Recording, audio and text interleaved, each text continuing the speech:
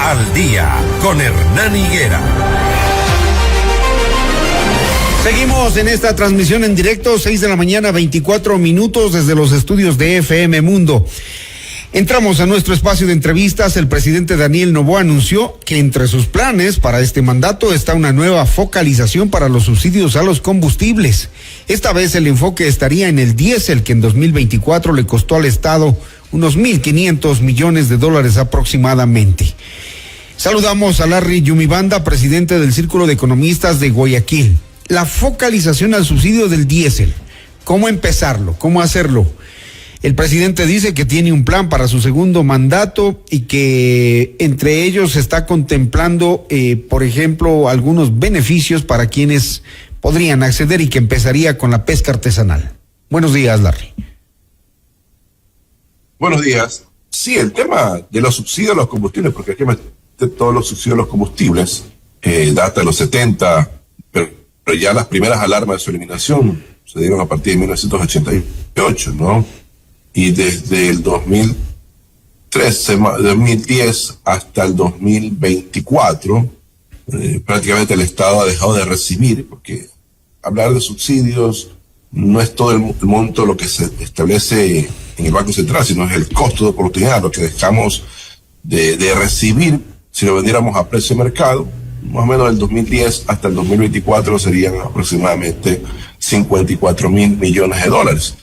Ahora, usted ha dicho algo cierto. Sí, el tema del subsidio al diésel, que dentro del peso del total del subsidio a los combustibles es de aproximadamente el 43%. Entonces, algo fuerte.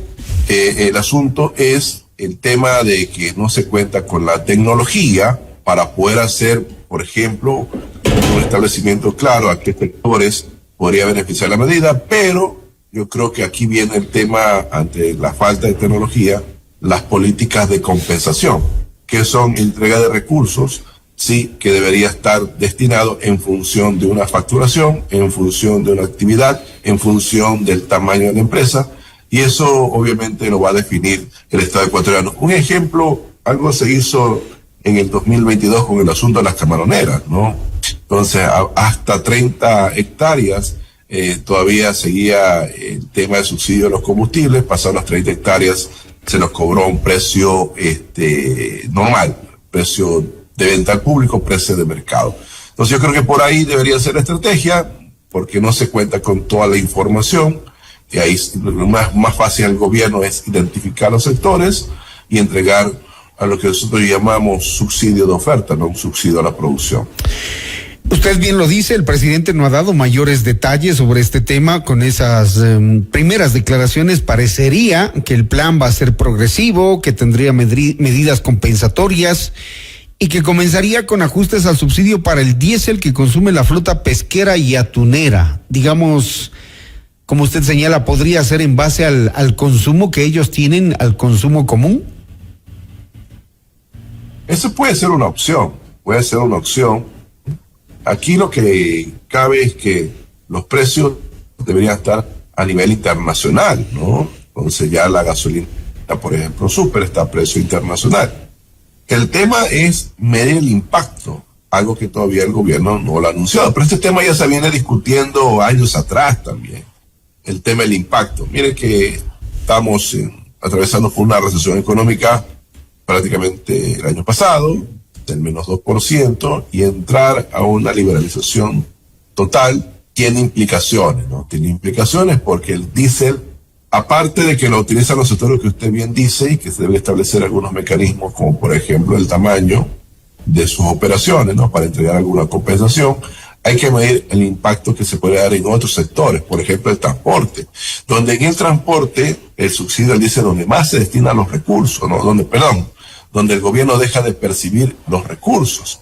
Sí, entonces ahí está la parte medular, no tanto el tema de la pesca artesanal, es algo muy pequeño, ¿no? Donde está el grueso del monto que deja de percibir el Estado ecuatoriano por el costo de oportunidad, algunos le llaman subsidio, ¿no? Es en el sector transporte, y ahí sí el gobierno tiene que establecer una estrategia clara, porque también algo se hizo justamente con este gobierno. No se ha evidenciado todavía si la política ha sido efectiva o no con respecto al tema de los taxes. Sí, pero es una cuestión que tiene que darse, y no solamente en materia de subsidio a los combustibles, especialmente el diésel, sino revisar temas medulares como el tema de la seguridad social, el tema de la contratación de los trabajadores del sector público, el tema del pago del servicio de la deuda, capital e intereses. O sea, son algunos temas que si no se los aborda con la seriedad del caso, veo que este es un tema que se lo va a abordar de manera técnica, la economía ecuatoriana no podría levantar cabeza. Y yo creo que es un tema, a nuestro juicio, de subsidio a los combustibles, que manejarlo con pinza, ¿no? Porque igual tiene implicaciones económicas muy fuertes, especialmente para los pobres y la clase media. Precisamente a eso iba mi siguiente pregunta. Socialmente hablando, ¿estamos preparados para que el gobierno tome una decisión así? Tomando en cuenta que ya en años pasados hemos tenido, digamos, una resistencia a estos temas, pero hay quienes consideran que es por los precios internacionales del crudo, del petróleo, y por el alto costo de los subsidios en el país es el momento. Pero socialmente, ¿la gente está preparada en una recesión económica? La gente normalmente en recesión económica tiende a estar prácticamente empobrecida, ¿no? Entonces, yo creo que, por eso digo, hay que manejarlo con pinzas. Ahora, el gobierno también ha dado luces para una cuestión alternativa. La idea es que se eliminen los subsidios, pero que el precio de los productos se mantengan estables. Ese debería ser el fin y el éxito de la medida, ¿no? Entonces, el gobierno ha generado una política alternativa con respecto al tema del gas. Sí, entonces en el Ecuador muy poco se produce en gas. Tengo entendido que estas giras internacionales que está haciendo el gobierno es justamente para atraer inversión en estos sectores. Entonces, en la medida que se produzca más gas, se puede conversar con el sector, por ejemplo, industrial, pesquero, especialmente el industrial, ¿no? Porque el tema del diésel lo usan para generación de energía. Entonces, una cuestión alternativa como el gas podrían de alguna forma depender menos del diésel y orientarse a otro tipo de producto. Entonces, yo creo que esa es una alternativa, pero va a tomar su tiempo. Entonces, yo creo que este asunto es de manera progresiva, algo como se hizo en su momento en el gobierno de Moreno, con el establecimiento de las bandas, algo también como se hizo en el gobierno de Lazo, también... El mismo Noboa. Bueno, continuó con el asunto de banda y puso un techo, ¿no? Y con Noboa, algo que ya lo dejó abierto, pero también con el asunto de banda, y que, según vemos, no ha habido grandes variaciones. Pero lo que sí le puedo decir es que este tema tiene mayor impacto en las finanzas del gobierno cuando el precio del barril de petróleo supera los $100. Hoy en día, el precio del barril de petróleo está en $63 y el impacto en materia de costo de oportunidad sí es de apenas $2.000 millones, y donde está el grueso sigue siendo el diésel y el gas. Y claro, el tema también pasa por el análisis de la situación económica del país, cómo están las cifras, cómo está el fisco, los ingresos, los gastos, el riesgo país, ubicado en 1.069 puntos.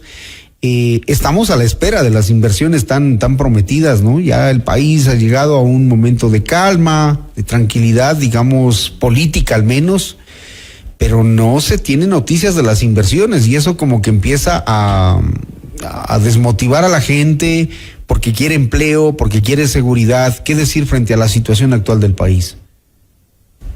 Mire, en etapa de recesión, la inversión privada es a cuentagotas. Eso todo el mundo lo sabe. Es una cuestión de sentido común.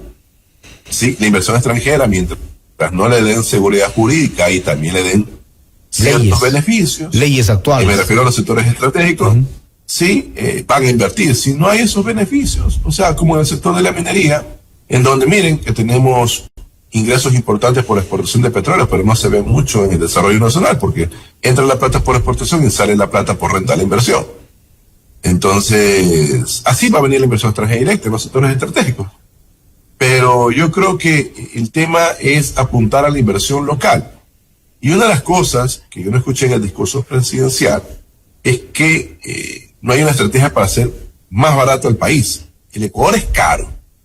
Entonces, aquí viene dos elementos que consideramos cruciales para que el Ecuador sea cada vez más barato. El tema de la disminución de impuestos, especialmente el impuesto a la renta, o, por ejemplo, el tema de la disminución de tasa de interés para que fluya el crédito, que hoy en día, hasta el cierre del 2024, se ha venido desacelerando, ¿no?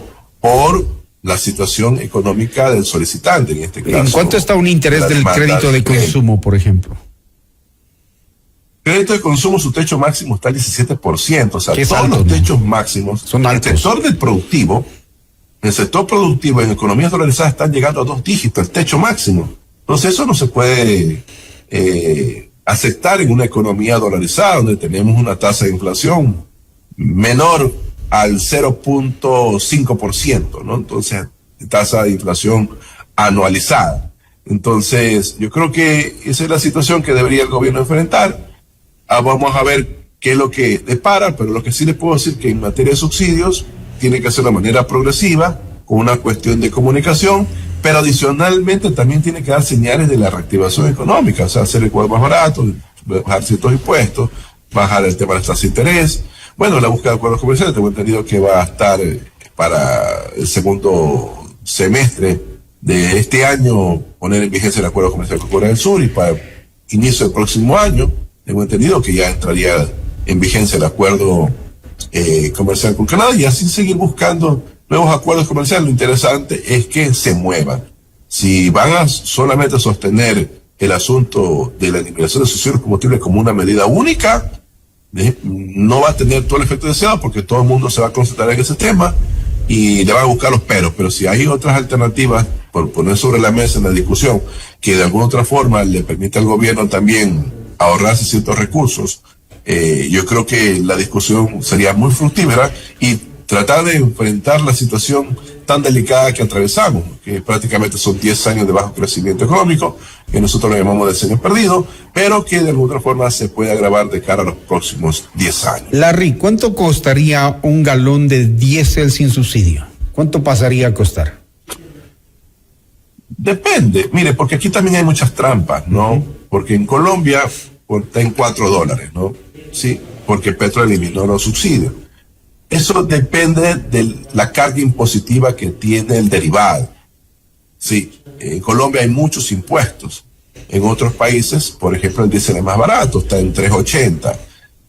Pero en el rango está entre $3.20, $4 prácticamente el galón, depende de la carga impositiva que trae detrás de ese derivado, me refiero específicamente al diésel. Pero eso sería más o menos el precio, parecido como está hoy en día la gasolina super, que creo que está en $3.20 el galón, $3.40 aproximadamente, y a veces sube, a veces baja, depende del tema del mercado internacional del petróleo. Si el precio del petróleo se cae a $20, el precio de los combustibles también tenderá a bajar. Pero si sube a $100, ahí sí el precio de los combustibles podría superar los $4 el galón. Perfecto. Llegando hasta $5. Muy bien. Larry Yumibanda, presidente del Círculo de Economistas de Guayaquil, nos ha hablado sobre el tema de la focalización del subsidio del diésel, cómo hacerlo progresivamente, ha dicho con estrategia de comunicación acompañada para que socialmente el impacto sea menor. Gracias, Larry, muy gentil por atendernos.